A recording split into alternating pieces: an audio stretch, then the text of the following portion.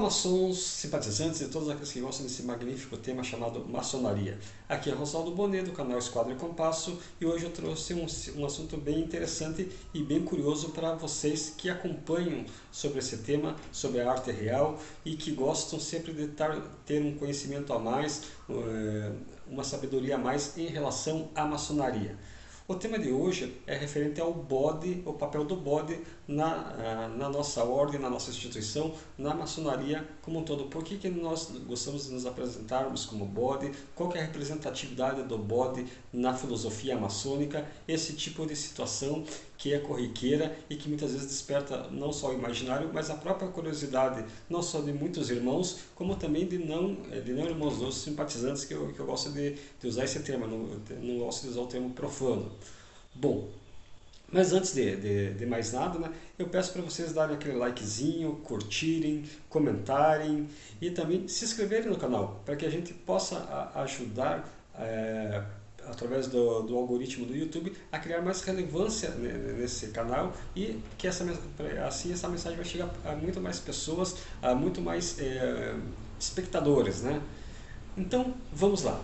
Qual que é a relação do bode com a maçonaria? Qual que é esse tema que muitas vezes desperta uma curiosidade, que desperta aquelas lendas urbanas, aquelas crendices populares que muitas vezes acabam até denigrindo a imagem de nós maçons, atribuindo a nós uma imagem de satanistas, uma vinculação com o diabo, com esse tipo de coisa, e que a gente sabe que não é verídico, que não é real, são apenas crendices, são lendas urbanas que acabam se espalhando, que acabam sendo difundidas por aí de forma infundada, porque as pessoas muitas vezes elas não conhecem os fundamentos daquele símbolo, os fundamentos daquela alegoria usada pela maçonaria. Então elas pegam e começam a praticar essas inverdades, a atribuir certos fatos a uma crença em Satã,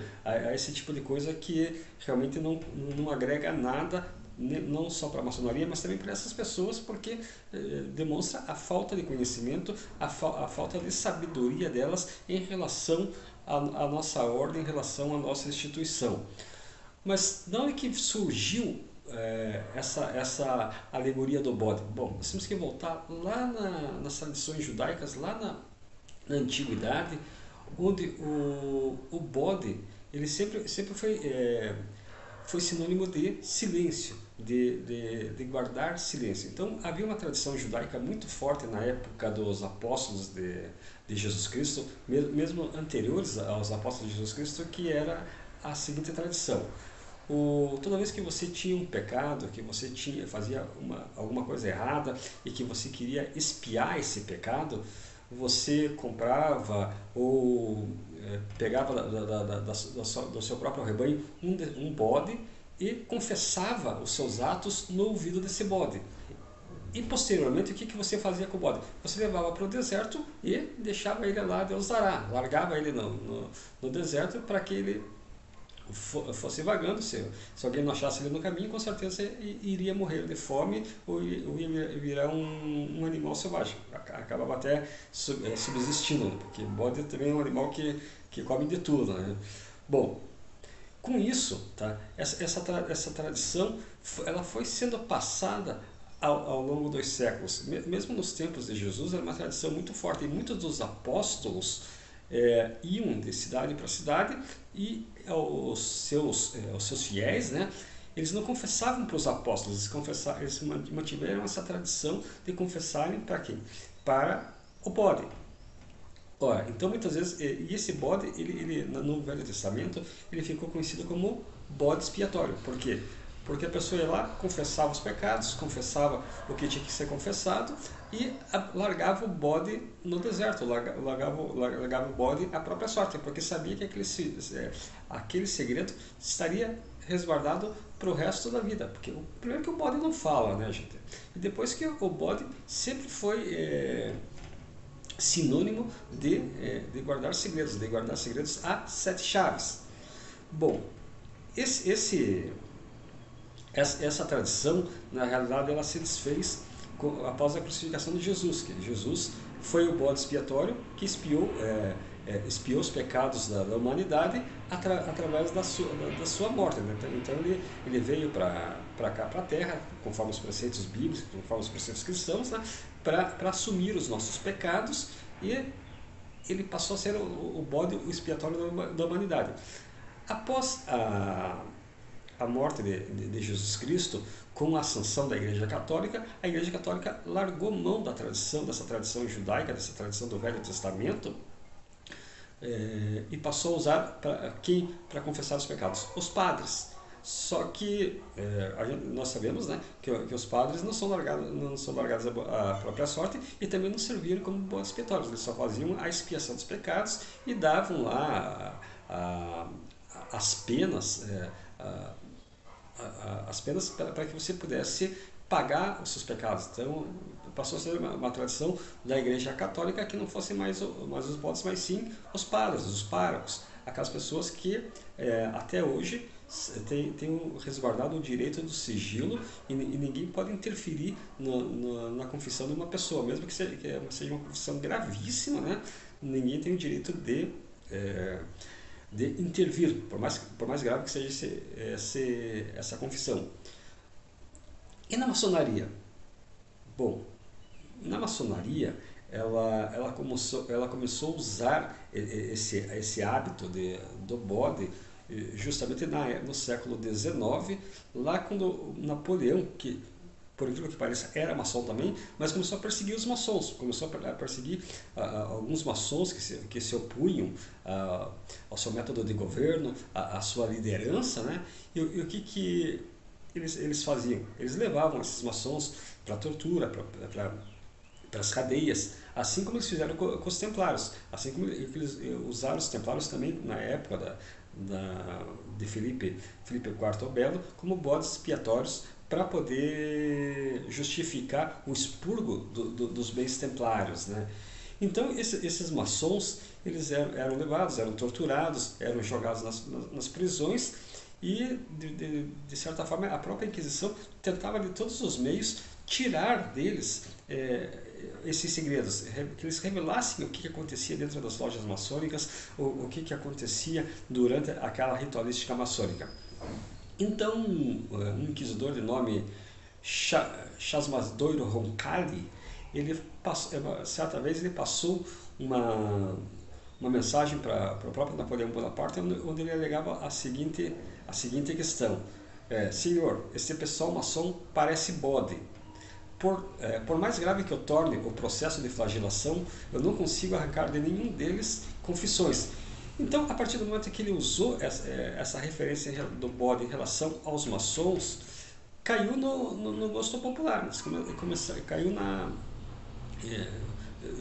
virou um folclore. Por quê? Porque todo mundo começou a perceber que os maçons eram que nem os bodes. Eles morriam, mas não confessavam os segredos que se passavam dentro das lojas maçônicas. E muitas vezes esses segredos nada mais eram do que próprias conspirações políticas, próprias conspirações contra a igreja, porque os maçons foram muito influenciados pelas ideias iluministas, né? Então eles se opunham a determinadas linhas de pensamento, a monarquia absolutista, alguns dogmas da igreja, algumas práticas que a igreja praticava e que eram contra as ideologias iluministas da liberdade, da igualdade e da fraternidade.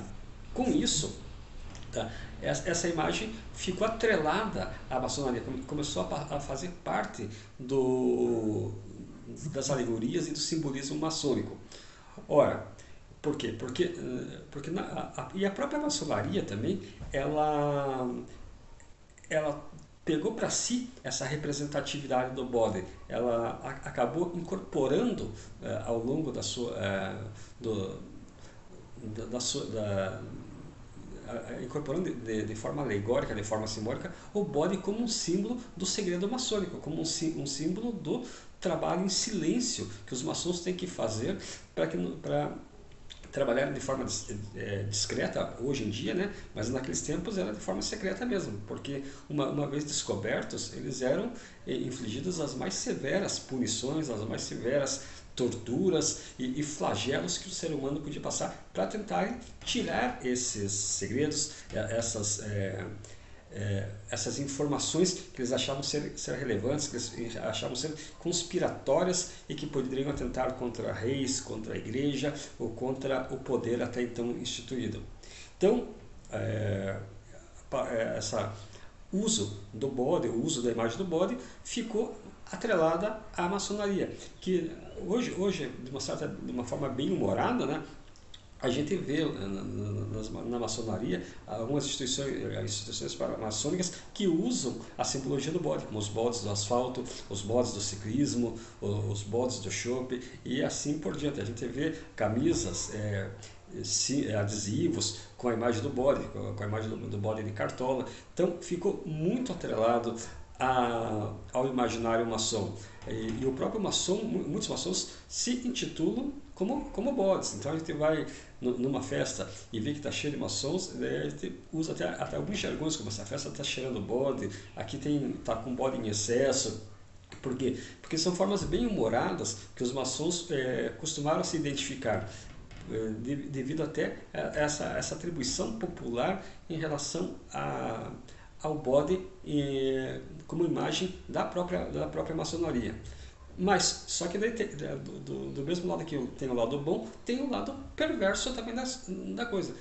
Por ser o bode, na época dos Templários, ser usado a cabeça do bode como a cabeça do Baphomet, ele ficou também vinculado a uma imagem mais satanista, uma imagem do diabo. Então, muitos fundamentalistas, muitos cristãos mais ortodoxos, mais radicais, acabam atribuindo a imagem do bode com a imagem de Satã, com a imagem do diabo.